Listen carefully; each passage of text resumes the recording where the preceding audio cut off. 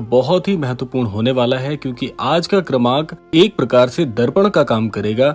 हर मोहल्ला एक समाज होता है और हर समाज में कुछ ऐसे लोग होते हैं जो बाहर से आपके शुभ चिंतक लगते हैं, लेकिन भीतर से आपके जीवन में अंधकार की कामना करते हैं। आज का ये वीडियो एक ऐसे रहस्य से पर्दा उठाएगा जो आपके ही घर के दरवाजे पर दस्तक दे चुका है। महाराज जी कहते थे, किसी पर आंख मूंद कर भरोसा करना आत्मा की अनदेखी करने जैसा है। तू जिस महिला को अपनी बहन, भाभी या पड़ोसी समझती थी, वो तेरे जीवन की सबसे बड़ी परीक्षा बन चुकी है। इसीलिए अगर आप तक भी आज का ये क्रमांक पहुंचा है तो ये क्रमांक बहुत ही महत्वपूर्ण होने वाला है आप सभी के लिए, क्योंकि आज आप जान पाएंगे कि ऐसा व्यक्ति कौन है जो आपके जीवन में आपकी असफलता की कामना करता है, आपके घर को पूरी तरह से प्रहार कर रहा है और नहीं चाहता कि आप प्रसन्न रहें। इसीलिए इस क्रमांक को पूरा सुनिएगा ताकि संपूर्ण जानकारी आपको प्राप्त हो सके। यहाँ पर प्रश्न ये उठता है कि आखिर वो शख्स कौन है जो आपके घर में कांटे बोने का प्रयास कर रहा है। वो आपके ही मोहल्ले में रहती है, हर त्योहार पर आपसे पहले आ जाती है शुभकामनाएं देने, आपके घर की हर बात उसे पता होती है और आपने कभी शक भी नहीं किया। पर बाबा कहते थे, जो जरूरत से ज्यादा मिठास दिखाए वो जहर छुपाए बैठा होता है। उस महिला की बातें बहुत ही सामान्य हैं, लेकिन उसकी नीयत, उसकी दृष्टि हमेशा तेरे सुख, तेरे परिवार और तेरी संपत्ति पर है। उसका उद्देश्य स्पष्ट नहीं है, पर उसकी चालें स्पष्ट है। अब समझिए कि वो 4 काम कौन से उसने किए हैं जिससे आपके जीवन में कठिनाइयां आपको प्राप्त हो सकती हैं। आइए जानते हैं पहले वो कौन से 4 काम हैं जो आपके घर पर चोरी छिपे हो चुके हैं, जिससे आप आज पीड़ित हैं, किसी न किसी प्रकार से आपको दुख प्रदान कर रहे हैं। कि सबसे पहले उसने आपके घर में कलह का प्रयास किया है, यानी कि आपके घर में किसी न किसी कारणवश क्लेश हो, किसी न किसी कारणवश बहस हो, किसी न किसी कारणवश घर में रहने वाले लोगों में आपसी मतभेद हो। उसने आपकी पत्नी को आपके खिलाफ भड़काया, उसने आपकी माँ के कान आपके ही विरुद्ध भरे। वो रोज कुछ ना कुछ कहती गई, जिससे आपके घर का वातावरण विषाक्त हो गया। नीम करोली बाबा कहते थे, जहाँ कलह है वहाँ लक्ष्मी नहीं टिकती। और आज देखिए घर का सुख कैसे खराब हो चुका है, कैसे घर की 4 दीवारी में रहने वाले लोग एक दूसरे का मुख तक नहीं देखना चाहते, कैसे छोटी छोटी बातों पर बड़े से बड़े क्लेश उभर जाते हैं। बच्चों का पढ़ाई पर मन नहीं है, काम करने वाले लोगों का काम पर, अपने व्यवसाय पर, अपनी नौकरी पेशा पर बिल्कुल भी ध्यान नहीं है। ये सारी चीजें एकाएक होना एक बहुत बड़ा संकेत बन जाती है कि कुछ तो कारण है इस चीज के पीछे। दूसरी चीज है, आपके घर में हर बात पर किसी न किसी तरीके से आपके घर के सारे राज जानने का प्रयास किया है।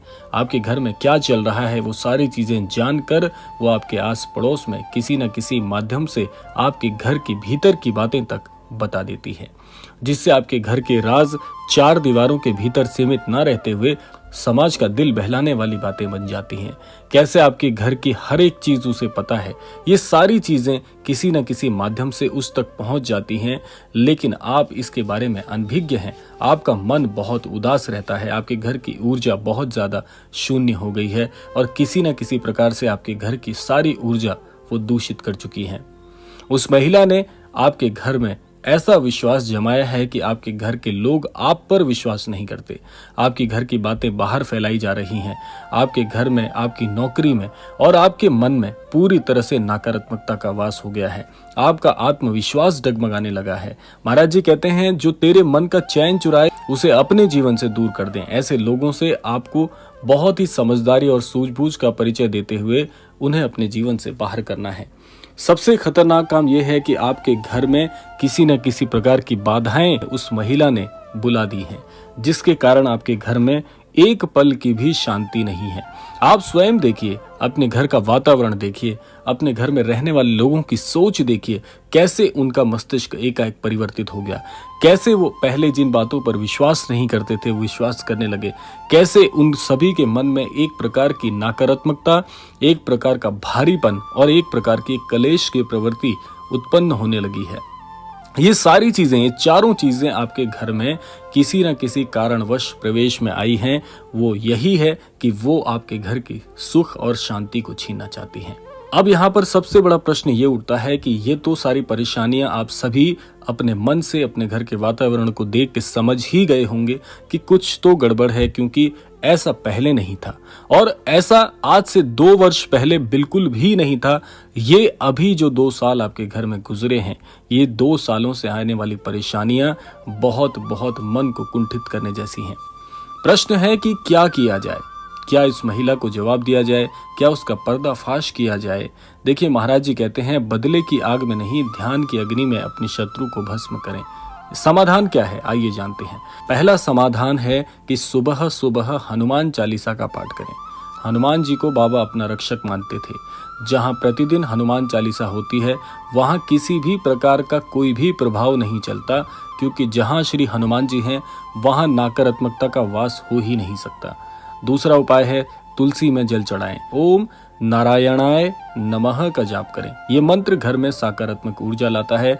बाहर से आने वाली सभी प्रकार की नकारात्मक ऊर्जाएं अपने आप ही इस मंत्र के जाप से भस्म हो जाती हैं।